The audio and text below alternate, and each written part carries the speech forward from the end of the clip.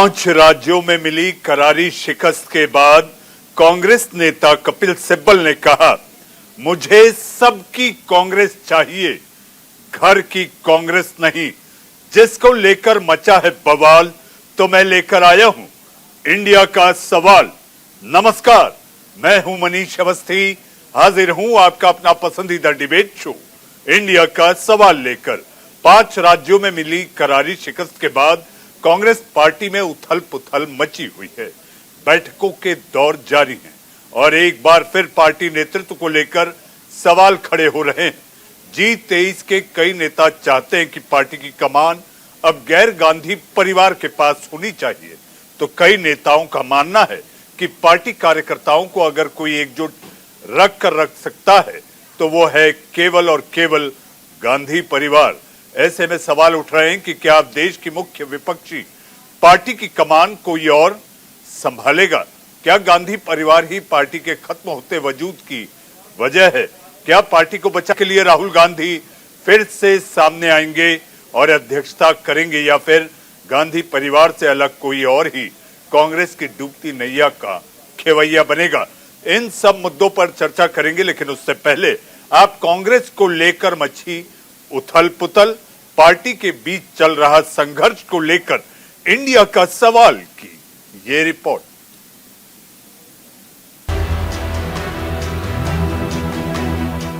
पांच राज्यों में करारी शिकस्त के बाद कांग्रेस के अंदर खलबली मची हुई है। लगातार बैठकों और मंथन का दौर जारी है। पार्टी के अंदर कलह शुरू हो गई है। नेताओं ने हार का ठीकरा एक दूसरे पर फोड़ना शुरू कर दिया है। तो CWC की बैठक में सोनिया गांधी ने प्रदेश अध्यक्षों से इस्तीफा मांग लिया। पार्टी के अंदर बयानों का दौर भी शुरू हो गया। G23 के कई नेता नेतृत्व बदलने की मांग कर रहे हैं, तो कई नेता अब भी गांधी परिवार के साथ खड़े हैं। 5 राज्यों में हार के बाद गांधी परिवार के खिलाफ अगर कोई सबसे ज्यादा मुखर है तो वो हैं कपिल सिब्बल। वो हर हाल में अध्यक्ष की कुर्सी से सोनिया गांधी को हटाने पर आमादा है और उनकी कोशिश ये भी है कि राहुल गांधी या प्रियंका गांधी अपनी मां की जगह न लें। एक इंटरव्यू में कपिल सिब्बल ने कहा, गांधी परिवार के लोगों को अब साइड होकर दूसरे नेताओं को नेतृत्व का मौका देना चाहिए। ये गांधी परिवार की नाकामी है कि आज कांग्रेस लड़ने की स्थिति में भी नहीं है। घर की कांग्रेस की जगह सबकी कांग्रेस होनी चाहिए। अपने तीखे तेवरों के लिए अब कपिल सिब्बल को कांग्रेस नेताओं के सवालों का सामना करना पड़ रहा है। कोई उनसे उनकी हैसियत पूछ रहा है। कांग्रेस में नई जान फूंकने के लिए बस एक ही उम्मीद बची है और वो है कुशल नेतृत्व। पार्टी के कई नेता जता चुके हैं कि कांग्रेस की कमान अब किसी गैर गांधी को संभालनी चाहिए, लेकिन पार्टी में एक तबका इसके लिए तैयार नहीं है। उसकी दलील है कि पार्टी कार्यकर्ताओं को अगर कोई एकजुट रख सकता है तो वो है केवल और केवल गांधी परिवार। अब देखना होगा कि कांग्रेस की डूबती नैया का सहारा कौन बनेगा। पार्टी में चल रही अंतर्कलह कब खत्म होगी और सबसे पुरानी पार्टी का खत्म होता वजूद कौन बचाएगा? Bureau report, news India.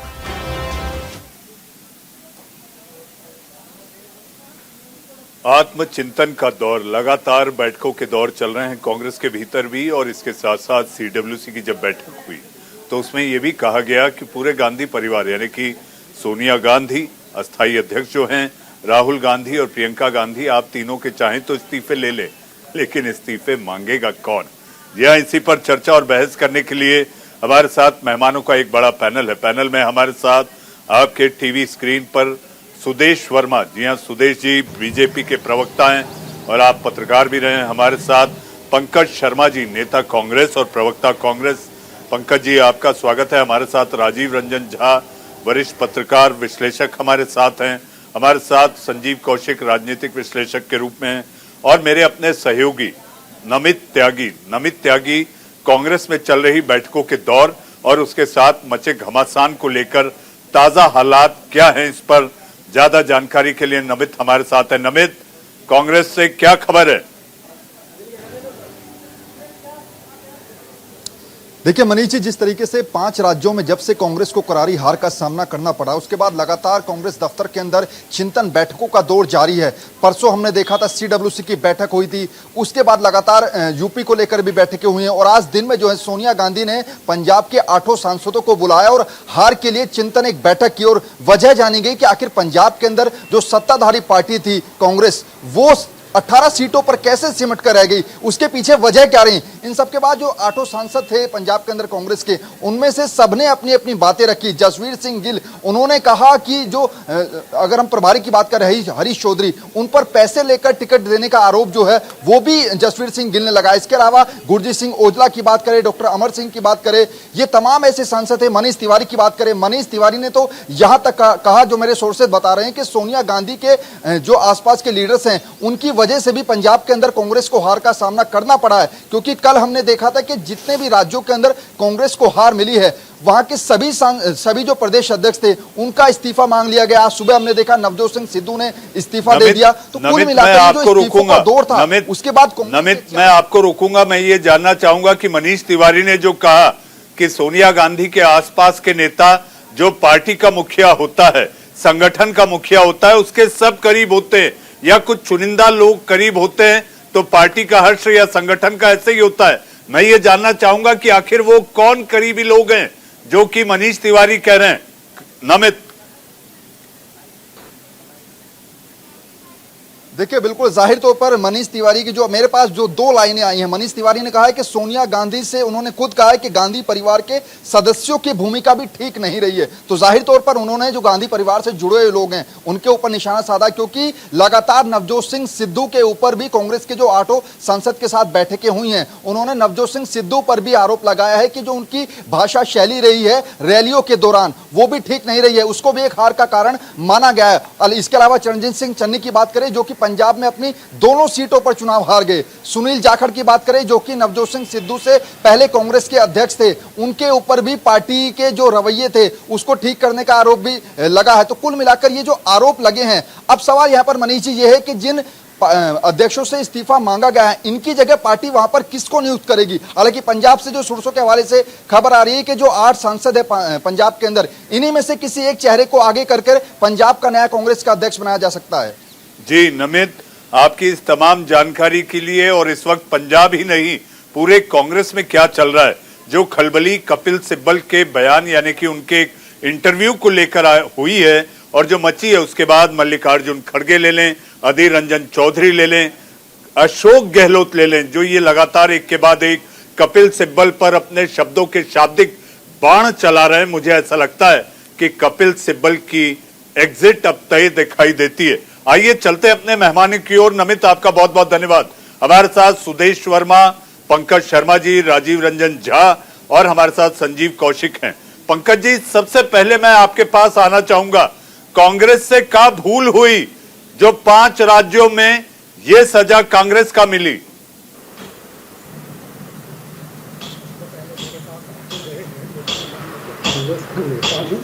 Congress का मैं पत्रकार हूँ, राजनीतिक नेता। अब आप कहें तो मैं इस नाते अपनी हिस्सेदारी आगे बढ़ाऊं। जी पंकज जी, आप बोलें। कांग्रेस की गलतियों का खामियाजा कांग्रेस भुगत रही है, इसमें कोई दो मत नहीं है। सांगठनिक स्तर पर उसका जो ढांचा है वो कमजोर है। 3.25 साल से राहुल गांधी जब से इस्तीफा देकर कांग्रेस के अध्यक्ष पद से गए हैं, शिखर पर एक शून्य है। तो एक नेतृत्व का संकट है। जब नेतृत्व का संकट होता है तो पार्टी के प्रति विश्वास का संकट भी पैदा हो जाता है। 5 राज्यों के जो चुनाव नतीजे आए हैं, इनके पीछे यही सब कारण है और कांग्रेस को आगे चलकर अपनी इन सब गलतियों को सुधारना पड़ेगा, अपनी सांगठनिक रचना को चुस्त बनाना पड़ेगा अगर उसे आगे जिंदा रहना है और देश के लोकतंत्र की मजबूती में कुछ योगदान देना है, तो उसको ये सब काम जल्दी से जल्दी करना चाहिए। ये मेरी व्यक्तिगत राय है। कांग्रेस के संगठन के चुनाव चल रहे हैं और कांग्रेस के अध्यक्ष का निर्वाचन अगस्त में होना है, अगस्त के तीसरे हफ्ते में। लेकिन मैं मानता हूं कि ये 6 महीने का समय काफी लंबा है कांग्रेस को इसके पहले अपनी सांगठनिक रचना पर ध्यान देना चाहिए। अगर वो ये इंतजार करेगी कि एक बार चुनाव हो जाए, नए अध्यक्ष आ जाएं और उसके बाद पुनर्रचना की जाएगी, तो ये एक दूसरी गलती होगी। तो कमजोरियां कांग्रेस की हैं, इस वजह से कांग्रेस का ये हाल इन चुनावों में हुआ है।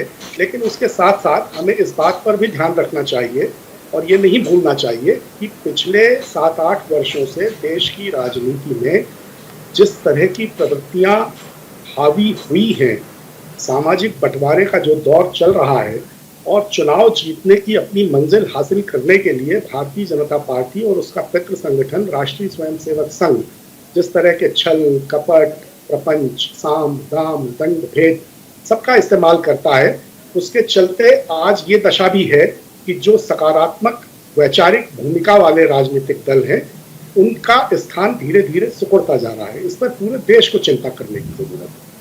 जी, देश को चिंता करनी चाहिए। इसलिए इंडिया का सवाल है, पंकज जी, इंडिया का सवाल है कि अगर सरकार में एक सशक्त विपक्ष नहीं होगा तो वो सरकार यानी कि लोकतंत्र कमजोर ही रहेगा। हमारे साथ सुदेश वर्मा जी है। सुदेश जी, आज जो खबरें आ रही है और लगातार चुनाव के बाद जो नतीजे आए, आप खुश तो जरूर होंगे कि जो सपना 2014 में आप लोगों ने लिया था वो ये था कि कांग्रेस मुक्त भारत। मुझे ऐसा लगता है ये अपने आप में दुखद भी है। एक मजबूत लोकतंत्र के लिए सशक्त विपक्ष का होना बहुत जरूरी होता है। सुदेश जी। निश्चित ही देखिए मनीष जी, कांग्रेस मुक्त भारत का ये मतलब कहीं से नहीं है कि हम कांग्रेस के खिलाफ हैं। कांग्रेस अगर अपने आप को बदल ले, डायनेस्टी से डेमोक्रेटिक पार्टी हो जाए और देश के बारे में सोचे, तो हमें कांग्रेस से कोई दुश्मनी थोड़ी ना है। कांग्रेस से कोई और पार्टी अच्छा है, नेशनल पार्टी अपने आप को रिफॉर्म करे। और जब भी ऐसी हार होती है तो आप देखिए यही कवायद होती है कि गांधी परिवार के बिना कुछ हो सकता है कि नहीं, नए लोगों को लाया जाए, फिर वही लोग इंडोर्स कर देते हैं कि नहीं सोनिया गांधी, राहुल गांधी, प्रियंका वाड्रा, यही चलता रहेगा। ये सारे जो तमाशा जिसको आप बोल सकते हैं कांग्रेस का, वो फिर से इनको रीस्टैब्लिश करता है। तो डेमोक्रेसी को आप बहाल होने देंगे तभी तो कांग्रेस का एक्सपेंशन होगा, कांग्रेस अपने आप को रीडिस्कवर करेगी। मैं बीजेपी का हूँ, मुझे फर्क नहीं पड़ता, अगर कांग्रेस नहीं रिफॉर्म करे ठीक है, कोई और पार्टी आगे अपने आप को स्टैब्लिश करेगी। ये तो डेमोक्रेसी का तकाजा है, कोई ना कोई विपक्ष में उभरेगा। तो कांग्रेस मुक्त भारत का मतलब है जिन कुरीतियों को कांग्रेस रिप्रेजेंट करती थी उससे बाहर आ जाए और उसके बाद दो डेमोक्रेटिक पार्टी हो जो देश के बारे में सोचे, लोगों के लिए चॉइस आसान हो जाएगा ना। इसीलिए हम लोग बोलते हैं दूसरे पर ब्लेम करें, लीडरशिप को रिस्पॉन्सिबिलिटी अपने ऊपर लेना चाहिए, मत करिए और उसके बाद देखिए आप क्या सोल्यूशन निकालते हैं। जी सुदेश जी, आऊंगा आपके पास। जहां तक आपने कहा कि विकल्प के तौर पे कोई दूसरा आ सकता है, तो जो पार्टी क्षेत्र से निकलकर आज दूसरे राज्य में गई है, वहां पर जिस जनाधार और जनादेश के साथ वो वहां पर आज शपथ ग्रहण हुआ है, तो ऐसे कई संकेत कहे जा रहे हैं, अटकलें लगाई जा रही हैं कि ये भी एक विकल्प हो सकता है। बहरहाल आज का मुद्दा ये नहीं, आज का मुद्दा कांग्रेस है। सुदेश जी, आऊंगा। हमारे साथ राजीव रंजन झा। राजीव जी, मेरा सवाल आपसे, अभी भी कांग्रेस गांधी परिवार के औरा से बाहर नहीं आ पा रही है। मैं अधीर रंजन चौधरी को सुन रहा था राजीव जी, वो ये कहते हैं गांधी परिवार परिवार ही नहीं, वो हमारा परिचय भी है। जी, एक समय वो गांधी परिवार को पूरे देश का परिचय मानते थे। मतलब अधीर रंजन जिस परंपरा से आते हैं उस परंपरा के लोग, देवकांत बरुआ याद आते हैं, जिन्होंने कहा था कि इंदिरा इज इंडिया। तो अब वो कहने की स्थिति तो नहीं रह गई। मतलब आज की तारीख में अगर अधीर रंजन कहें कि सोनिया इज इंडिया या राहुल इज इंडिया या प्रियंका इज इंडिया, तो लोग हंसेंगे। उस समय भी लोगों ने उस बात को नकारा ही था, लेकिन आज की तारीख में कहेंगे तो बहुत ही हास्यास्पद लगेंगे। तो अब वो सिर्फ कांग्रेस तक सीमित रह गए हैं कि हाँ ठीक है, गांधी परिवार जो है वो कांग्रेस का परिचय है, उनकी पहचान है। और इसमें खैर कोई संदेह की बात है भी नहीं। मतलब आज की तारीख में कांग्रेस जिस हालत में है, उसमें कोई भी ऐसा व्यक्ति शायद ही कांग्रेस के अंदर है जिसकी ऐसी अपनी कोई पहचान है जो गांधी परिवार के नाम से अलग हो, जो गांधी परिवार की छत्रछाया से हट करके अपना कोई एक विधायक का सीट जीत सके, अपना कोई एक सांसद का सीट भी जीत सके। पूरे राज्य और देश की बात तो छोड़ दीजिए, कोई एक ऐसा चेहरा हो जो कहे कि नहीं गांधी परिवार अपनी जगह, अपने राज्य में मैं तो अपने दम पर चुनाव जिता लूंगा अपनी पार्टी को। ऐसा कोई चेहरा आपको दिखता है क्या? नहीं दिखता है। तो वैसे में इन सारे लोगों के पास विकल्प क्या है? वो जैसा भी है, मतलब गांधी परिवार का जो भी असर अब देश में बाकी रह गया है, उसी के सहारे वो अपनी राजनीति आगे बढ़ा सकते हैं। और ये सारे लोग जो आज की तारीख में कांग्रेस संगठन में या तो पहले रहे हैं या आज की तारीख में हैं, वो सारे लोग हैंडपिक्ड लोग हैं जिन्हें गांधी परिवार ने ही या तो 80 के दशक में या 90 के दशक में या उसके बाद कभी चुना है और किसी पद पर बिठाया है। तो ये सारे लोग जहां भी पहुंचे, जिस भी पद तक पहुंचे, वो सिर्फ इसलिए पहुंचे क्योंकि वे इस परिवार के कृपा पात्र बने। अब कुछ लोग ये देख रहे हैं कि अब इस परिवार में वो जान नहीं बची तो इसलिए वो कुछ आवाजें उठा रहे हैं, उनको आप G23 कह लीजिए, लेकिन G23 में जो चेहरे हैं उनको भी एक एक करके आप उनका विश्लेषण कर लीजिए कि वो कब कितना बढ़े, कितना आगे गए अपने पॉलिटिकल करियर में और वहां तक वे क्यों पहुंचे। क्या वे अपने किसी जनाधार के बलबूते पर वहां तक पहुंचे? तो नहीं, वे सिर्फ इसलिए वहां तक पहुंचे थे क्योंकि गांधी परिवार के कृपा पात्र थे। तो इसलिए अधीर रंजन चौधरी की जो बात है उसको मैं एक सिरे से खारिज नहीं करूंगा, नकारूंगा नहीं। और अभी पंकज जी जो बात कह रहे थे मैं उसको भी थोड़ा सा ध्यान में आपके लाना चाहूंगा। उन्होंने कहा शिखर पर शून्य है, इसका मतलब क्या हुआ? इस समय कार्यकारी अध्यक्ष के रूप में सोनिया गांधी जी काम कर रही है ना, तो क्या पंकज जी ये बता रहे हैं कि अब वो कांग्रेस अध्यक्ष के रूप में कुछ काम नहीं कर रही हैं? तो शिखर पर शून्य होने का मतलब क्या है, मैं थोड़ा उनसे समझना चाहूंगा, अगर वो आगे विस्तार दे। और दूसरी बात, उन्होंने जिक्र किया कि राहुल गांधी ने 3 साल पहले अध्यक्ष पद छोड़ा था। तो क्यों छोड़ा था? इसलिए छोड़ा था कि उस समय 2019 के चुनाव में बहुत भारी विफलता हाथ लगी थी। तो उसके बाद घूम फिर करके वो पहिया वहीं घूम करके आ रहा है कि 3 साल पहले छोड़ दिया क्योंकि बहुत भारी विफलता हाथ लगी थी। अब वापस तारणहार कौन बने, तो फिर से राहुल गांधी को लाने की बात होगी। तो ये तो वही सर्कस है, चलता रहेगा जी, ये वही चलता रहेगा जिस तरह से coming back to square one कहते हैं राजीव जी, कि फिर घूम फिर के आप वहीं इर्द गिर्द you evolve around one family, जिसको लेकर बीजेपी कटाक्ष करते रहती है। और चुनाव प्रचार में हमने प्रधानमंत्री जी को भी सुना, जी वो लगातार परिवारवाद को लेकर एक के बाद एक अपने शाब्दिक तीर चलाते रहे। सुदेश जी के पास इस पर चर्चा करूंगा। संजीव कौशिक, संजीव जी, कांग्रेस के बड़े नेता चाहे अशोक गहलोत ले लें, मल्लिकार्जुन खड़गे ले लें, ये कपिल सिब्बल को कह रहे हैं ये एक वकील है। एक कार्यकर्ता और एक नेता बनने के लिए सबसे पहला गुण होता है कि सड़क पर जाकर रगड़ाई करो, यानी सड़क पर जाकर आंदोलन करो, आंदोलन के साथ साथ कार्यकर्ता बनो, कार्यकर्ता बनने के बाद एक विधायक बनो। अगर विधायक बन गए, आपकी लोकप्रियता और काम अच्छा रहा, तो आप फिर मंत्री बनेंगे। और मंत्री बनने के बाद आप कुछ नहीं होते हुए गांधी परिवार ने आपको सब कुछ दिया, उसका आप ये सिला दे रहे हैं। मनीष जी, पिछले 7 सालों से केंद्र में कांग्रेस की सरकार नहीं है। उससे पहले लगातार 10 सालों तक केंद्र में कांग्रेस की ही सरकार रही। क्या 7 सालों में कांग्रेस की स्थिति हम इस कदर देख रहे हैं या उसका आकलन ऐसे कर रहे हैं कि कांग्रेस पार्टी समाप्त होती हुई दिखाई दे रही है? मुझे नहीं लगता कि समाप्त होती हुई दिखाई दे रही है। पिछले 4 दशक में भारतीय जनता पार्टी इस जगह पे पहुंची है जिस जगह पे आज वो खड़ी है।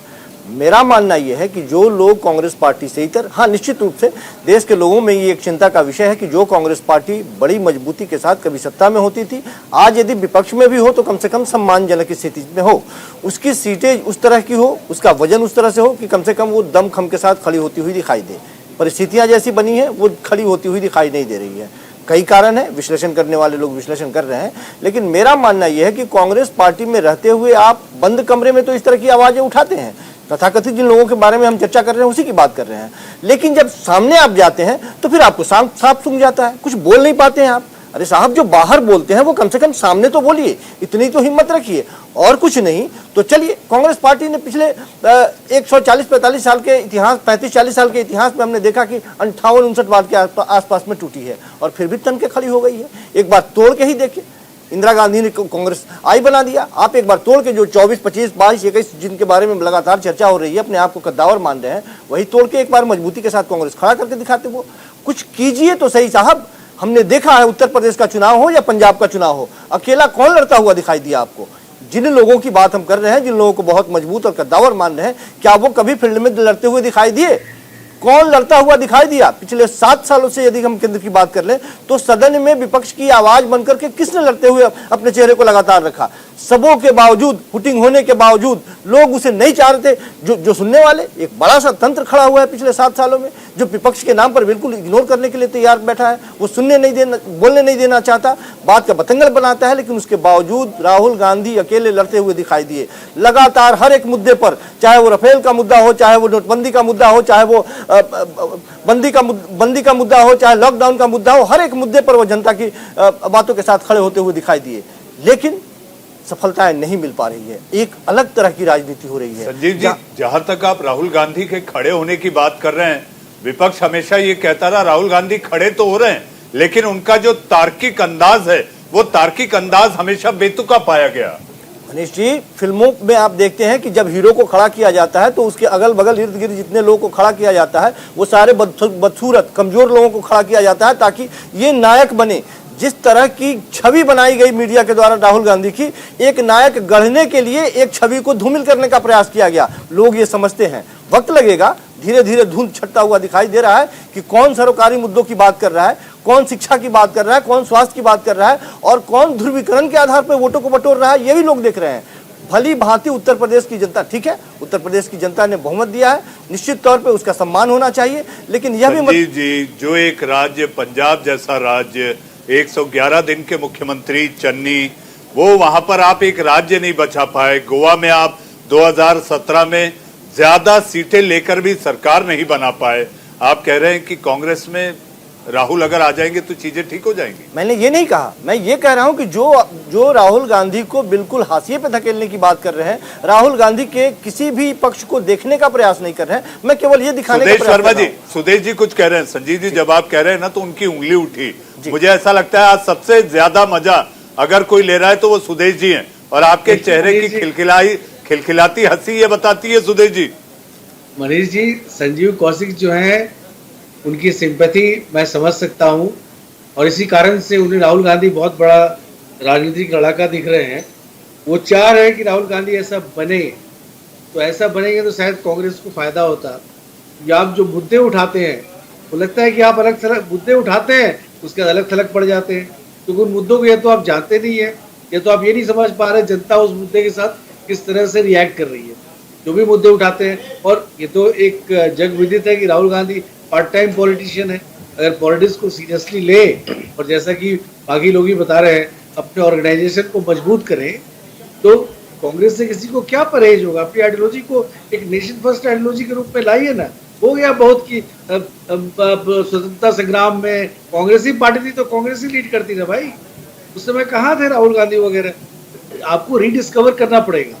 देखिए, राजीव गांधी जी ने रीडिस्कवर किया था, मॉडर्न इंडिया का विजन दिया था, कंप्यूटराइजेशन की बात की थी, लोगों ने उनमें एक बहुत क्लीन छवि देखी, लेकिन उसका गोफोर्स हो गया, वो छवि खराब हो गई। तो इस तरह आपको रीडिस्कवर करना पड़ेगा। किस पर ब्लेम डालेंगे। G23 आप ही के नेता है, आपने बनाया, तो नेता बना के क्या भगाने के लिए बनाया कि उनसे फायदा लेके उनके वर्चस्व को आगे। सुदेश जी, आपने स्वर्गीय राजीव गांधी का नाम लिया, हमारे प्रधानमंत्री रहे। मुझे याद आता है आप जो अपनी बातें कह रहे हैं उससे कनेक्टिंग द डॉट्स कनेक्ट करने की जरूरत है, और कांग्रेस को भी ये समझना होगा। लेकिन चूंकि आप स्वर्गीय प्रधानमंत्री राजीव जी का नाम लिया है आपने, तो मुझे याद आता है कि उन्हीं के कार्यकाल में C.B इस भारत को मिली थी। जी हाँ, वक्त है एक छोटे से ब्रेक का। ब्रेक के बाद पंकज शर्मा, राजीव रंजन झा, संजीव कौशिक और सुदेश वर्मा जी से इंडिया का सवाल लगातार जारी है।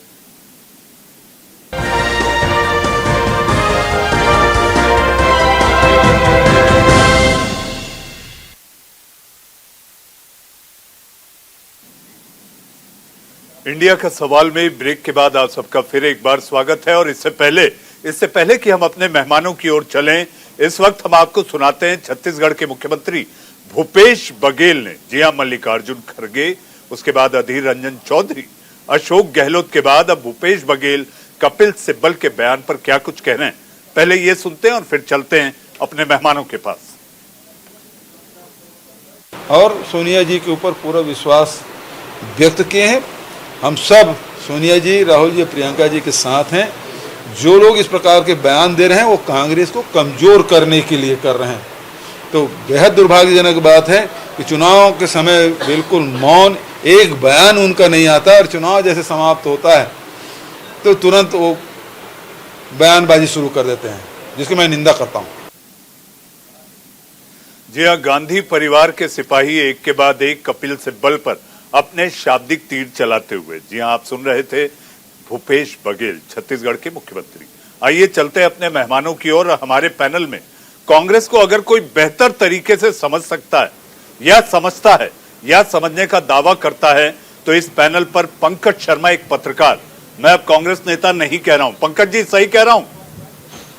नहीं, मैं कांग्रेस को बहुत अच्छी तरह समझने का दावा भी नहीं करता हूं। नहीं आप ना करें, लेकिन बहुत साल लेकिन इस पैनल पे पंकज जी, इस पैनल पे कांग्रेस को जितना करीब से आपने देखा है, मुझे ऐसा नहीं लगता कि कोई और विश्लेषण कर पाएगा।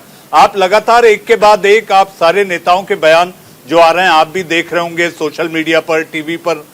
पंकज जी, आखिर कांग्रेस को छोड़कर जो गया कपिल सिब्बल ये सारी बातें कह तो रहे हैं, सीडब्ल्यूसी में ये मुद्दा नहीं उठता और वो ये भी कह देते हैं मैं सीडब्ल्यूसी का सदस्य नहीं तो मैं ये बाहर का आदमी हूं, लेकिन कम से कम कोई तो उठाए ये मुद्दा। आखिर उठाए कांग्रेस में ये संकट कैसे टलेगा? ये मुद्दा कौन उठाए? जो उठाएगा वो बाहर हो जाएगा, तो ये कांग्रेस बाहर की होने की बजाय बाहर करने वाली हो गई।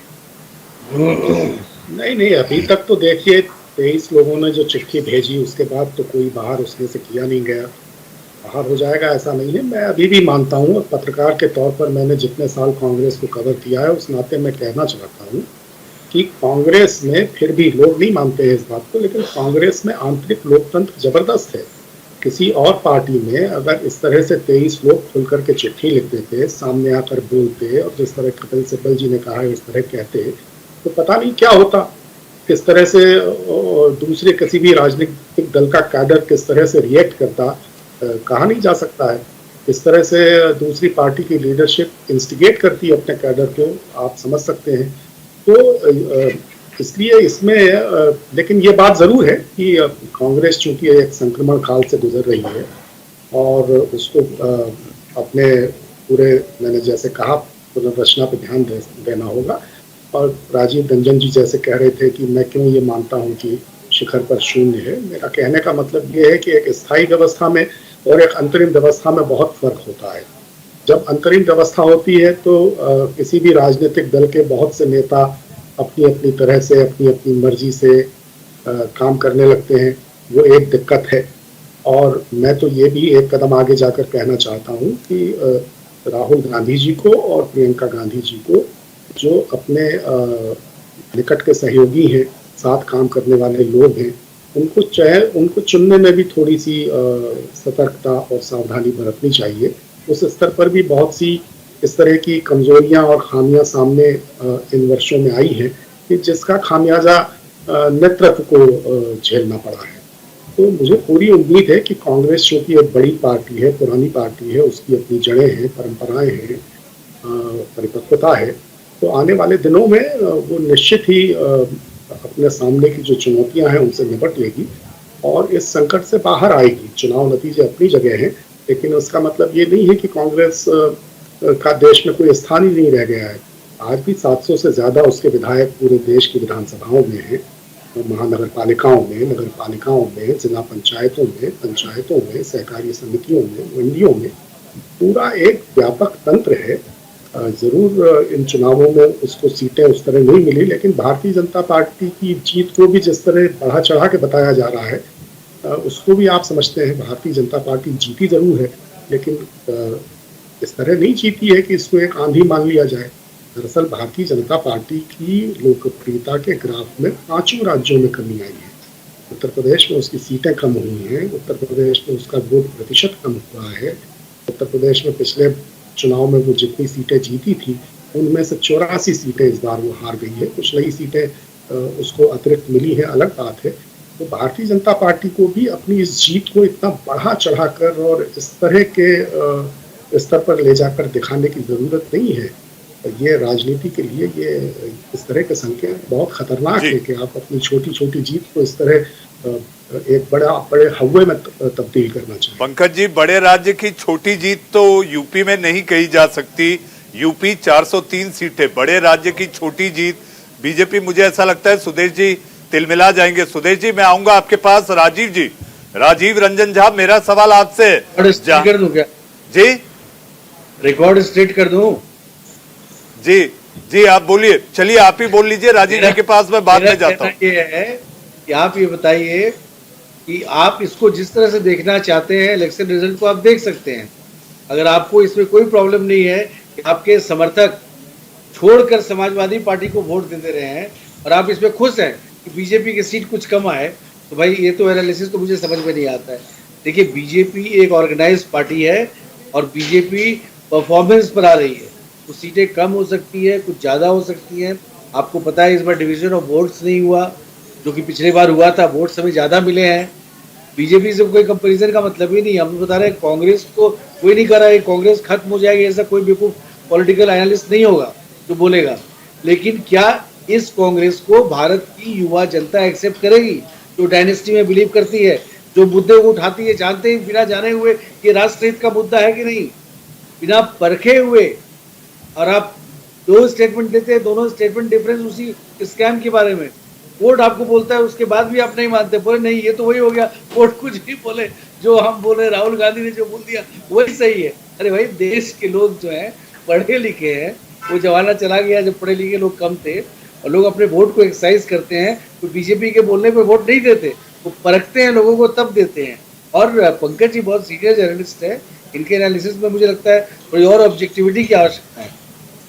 जी, इस पैनल पर एक खास बात यह है सुदेश जी की, अलग अलग भूमिका में भले ही आप लोग अपनी अपनी बातें रखें, लेकिन इस पूरे पैनल में चारों जर्नलिस्ट हैं, चारों कभी ना कभी पत्रकार रहे हैं। राजीव जी, मेरा सवाल आपसे, राजीव जी आवाज आ रही है आपको? जी बिल्कुल। राजीव जी, मेरा सवाल आपसे, जहां नहीं चैना वहां नहीं रहना।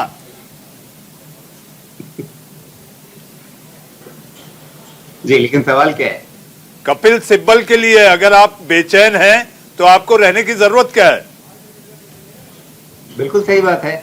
या तो उनके अंदर ये क्षमता हो कि वो कांग्रेस के अंदर लोकतांत्रिक तरीके से चुनाव करवा लें और फिर जिस तरह से कभी गांधी जी को चुनौती देकर के सुभाष चंद्र बोस जीते थे, उस तरह से वो गांधी परिवार को चुनौती देकर के कांग्रेस के अध्यक्ष बन जाए। तो एक विकल्प उनके सामने ये भी है, यदि वे इतने क्षमतावान हैं कि वो कांग्रेस के अंदर चुनाव करा सकें और चुनाव करा कर जीत सकें, तो करवा लें। तो यदि नहीं तो दूसरा विकल्प क्या है कि फिर या तो चुपचाप पड़े रहें या फिर पार्टी छोड़ करके निकल जाए। लेकिन मैं कहूंगा कि कांग्रेस के लिए ये जो संकट है ना, ये एक बड़ा अवसर हो सकता है यदि वो वास्तव में सच्चे लोकतंत्र की बात मान ले। जैसे अभी बार बार जो कांग्रेस की पृष्ठभूमि वाले या कांग्रेस को समझने वाले पत्रकार हैं, वो बता रहे हैं कि कांग्रेस के अंदर बड़ा लोकतंत्र है। तो सच्चे तरीके से यदि लोकतंत्र को आजमाए तो शायद उसी के अंदर से कांग्रेस के लिए एक नई राह निकल जाएगी। क्योंकि यदि आप देखें कि अभी हम चूंकि चर्चा कर रहे हैं कि 5 राज्यों में कांग्रेस बुरी तरह से हारी है और उसके सजा के तौर पे किस किस को सजा दी गई है, तो एक हैं गिरीश चोडानकर साहब। क्या आपको लगता है कि इन चुनावों में गिरीश चोडानकर के नाम पर कहीं पर वोट दिए गए कि हाँ ये इनको सफलता देनी है या नहीं देनी है? क्या अजय कुमार लल्लू के नाम पर कहीं पर वोट पड़े हैं? क्या कहीं पर गणेश गोदियाल जो उत्तराखंड में प्रदेश कांग्रेस अध्यक्ष थे उनके नाम पर वोट पड़ा कहीं पर? क्या मणिपुर में एन लोकेन सिंह के नाम पर वोट पड़ा? पंजाब में नवजोत सिंह सिद्धू के नाम पर वोट पड़ सकता था या नहीं पड़ सकता था, लेकिन कांग्रेस आलाकमान में वो नौबत आने ही नहीं थी, उन्होंने चन्नी के नाम पर वोट मांग लिया। तो पंजाब में भी कांग्रेस में ऐसा नहीं था कि नवजोत सिंह सिद्धू के नाम पर वोट मांगे गए। तो फिर ये जो इन 5 लोगों को हटाने की एक कवायद की गई, उसका मतलब क्या है? हटा भी दिया, ठीक है, ये 5 लोग बड़े हैंडपिक्ड लोग थे, इसी गांधी परिवार के हैंडपिक्ड लोग थे, कहीं बाहर से नहीं आए थे, स्वतंत्र रूप से चुनाव जीत करके नहीं आए थे कि ठीक है राजीव भाई, अपनी मर्जी से बैठ गए थे इन पदों पर। राजीव भाई, आपके इस जवाब को जोड़ते हुए मैं आपसे एक सवाल पूछना चाहूंगा। यूपी का आपने नाम लिया, अजय कुमार लल्लू। यूपी की पूरी कमान तो प्रियंका गांधी के हाथ में थी, पूरी यूपी की देखरेख वो कर रही थी, तो लल्लू तो मुझे ऐसा लगता है कि कहीं सीन में ही नहीं थे। और वो लल्लू साहब भी प्रियंका जी के ही बिल्कुल चुने हुए व्यक्ति थे, ऐसा नहीं है कि वो बहुत विश्वास पात्र थे प्रियंका जी के।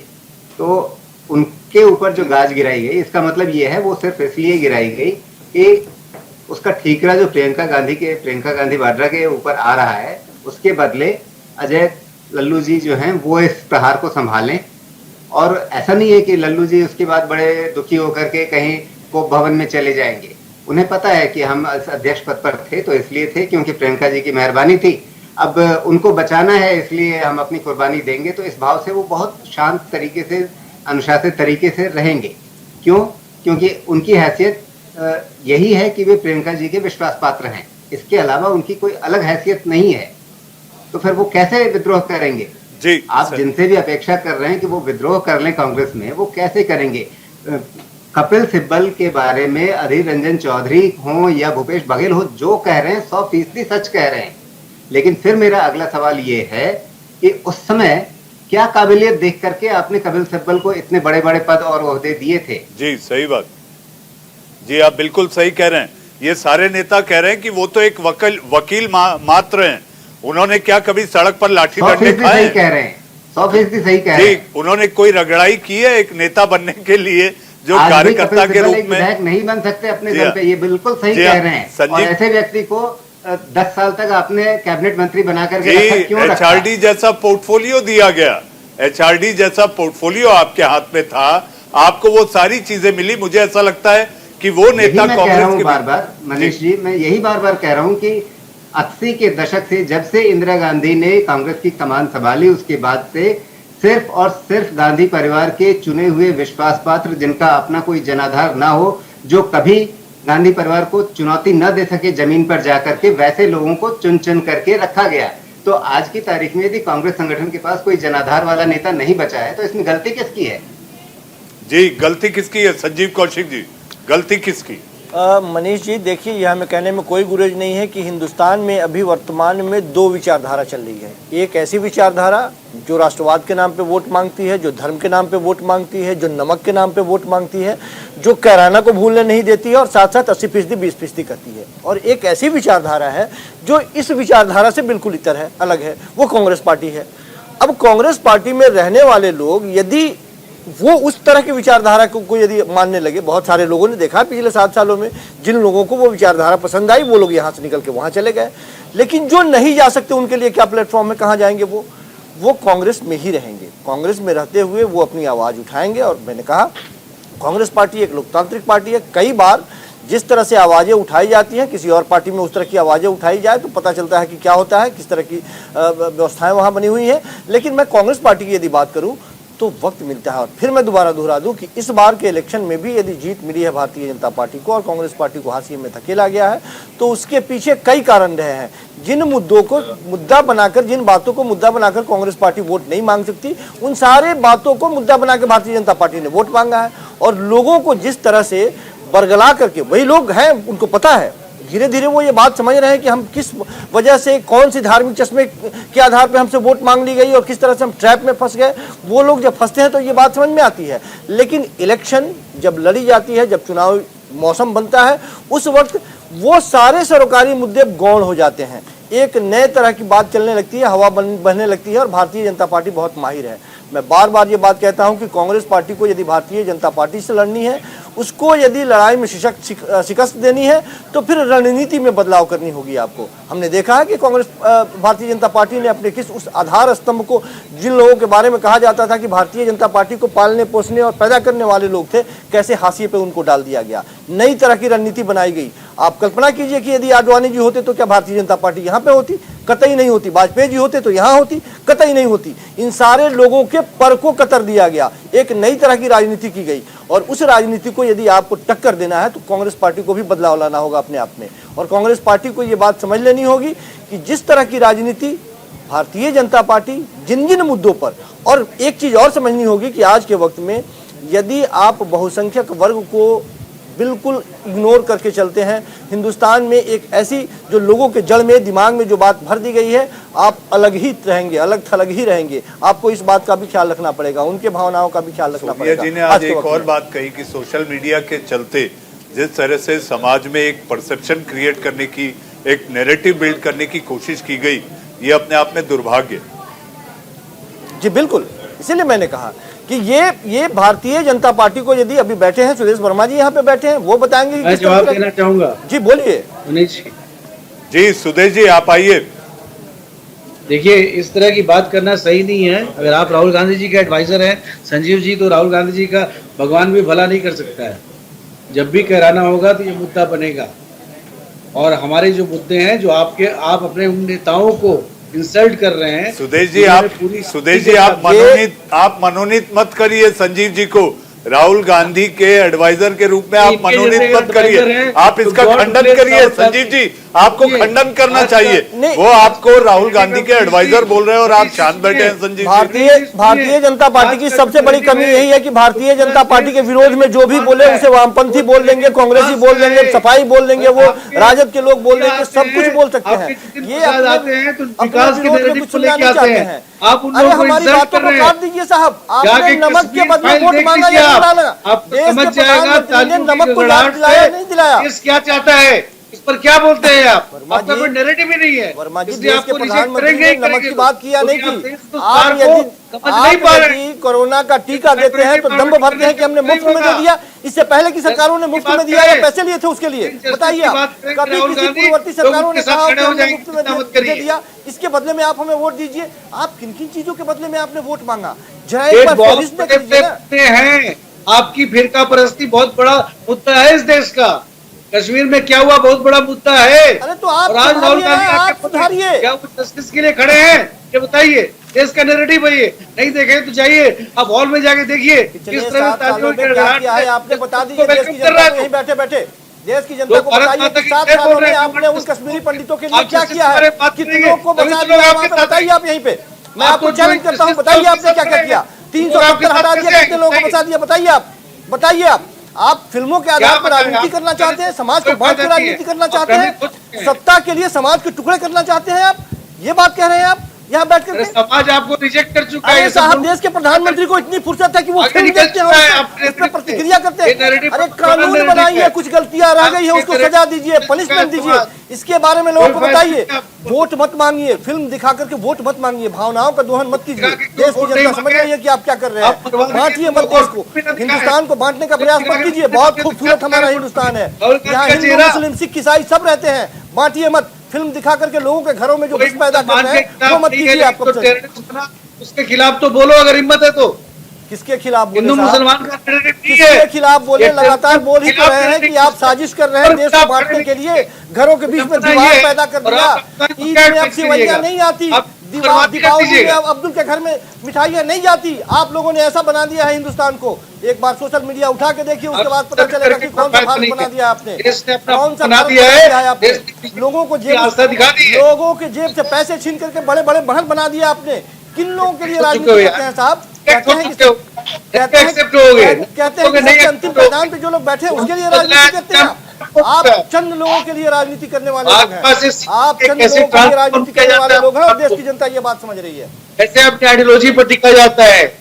हमारा विजन तो बिल्कुल साफ है, लोग हमारे साथ हैं। जिन लोगों ने बैठाया है वही लोग उतार के पटकेंगे।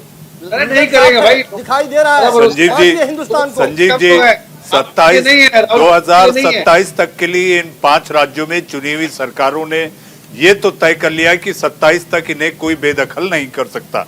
पंकज जी आपके पास आना चाहूंगा। पंकज जी, कांग्रेस में कुछ ऐसे भी उदाहरण देखे गए हैं, मैं पत्रकार के नाते आपसे पूछ रहा हूं कि जिन्होंने कांग्रेस छोड़ी आज राज्यों की कमान, यानी राज्यों में उनकी सरकार है। अब अगर हम देखें, ममता बनर्जी अलग हुई, आज वो एक प्रदेश की मुख्यमंत्री हैं। शरद पवार अलग हुए 10:10 राष्ट्रवादी कांग्रेस पार्टी आज महाराष्ट्र में उनकी सरकार है। तो आखिर ऐसे भी उदाहरण है जो छोड़कर गए वो वापस कांग्रेस में आए, चाहे अर्जुन सिंह जी हो, जी के मूपनार हो, ऐसे कई उदाहरण मैं नाम ले सकता हूं, आप भी जानते हैं, नारायण दत्त तिवारी भी हो। लेकिन क्या इस समय संक्रमण के दौर में कांग्रेस को या आला कमान नेतृत्व को ये ऐसा कुछ नहीं करना चाहिए जिससे किसी नेता में ये कुव्वत पैदा हो सके और बोले कि हाँ चलिए मैं तैयार हूं, नेतृत्व करने के लिए मैं तैयार हूं? नहीं, कांग्रेस में स्वाभाविक तौर पे ऐसे बहुत से लोग हो सकते हैं जो कांग्रेस का नेतृत्व करें, लेकिन ये कोई एक आसान सवाल नहीं है। देखिए, नेहरू गांधी परिवार कहते रहने से बात नहीं बनती है कि मुक्त हो, परिवार से मुक्त हो। नेहरू गांधी परिवार का अपना योगदान है, अपनी कुछ कुर्बानियां भी हैं, उन्होंने बहुत वर्षों तक काम किया है। इसको इस तरह से एकदम नज़रअंदाज कर देना, दरकिनार करना और एक भारतीय जनता पार्टी और राष्ट्रीय स्वयंसेवक संघ जो विमर्श इस देश में पैदा करना चाहता है उसका हिस्सा बना देना ठीक नहीं है। क्यों चाहते हैं लोग कि नेहरू गांधी परिवार से कोई कांग्रेस का अध्यक्ष न रहे? स्पष्ट है क्यों चाहते हैं, क्योंकि वही हैं जो लड़ रहे हैं और उन्हीं से लड़ना मुश्किल है।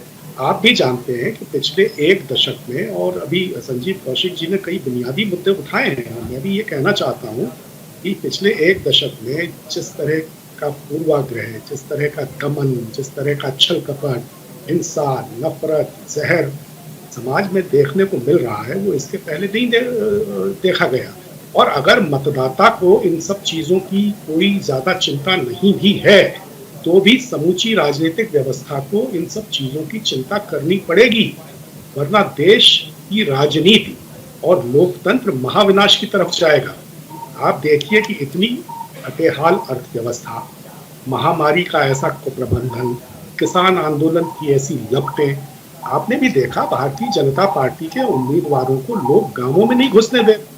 तो ये अलग बात है कि जो नतीजे आए हैं वो इस स्थिति से मैच करते हुए नहीं लग रहे हैं, लेकिन वो भिन्न क्यों हैं, इस पर हम विश्लेषण कर सकते हैं, अकादमिक विश्लेषण कर सकते हैं, कुछ संदेहों के आधार पर भी बातचीत हो सकती है, लेकिन मूल मुद्दा ये है कि कांग्रेस को एकदम हाशिए पर धकेलने के लिए और कांग्रेस मुक्त भारत की स्थापना का अपना संकल्प पूरा करने के लिए आखिर किस तरह के साधनों का इस्तेमाल किया जा रहा है। क्या जो पार्टी जो चाल चरित्र और चेहरे की बात करती थी, क्या आप ये बात मानते हैं कि वो राजनीति में जितनी भी चीजें कर रही है उसकी शुचिता और पवित्रता और मर्यादा का ख्याल कर रही है? तो ये भी एक बड़ा प्रश्न है। चुनाव नतीजे अपनी जगह हैं, लेकिन देश के मूल प्रश्नों पर, राजनीति के मूल प्रश्नों पर, लोकतंत्र के मूल प्रश्नों पर भी विचार होना चाहिए।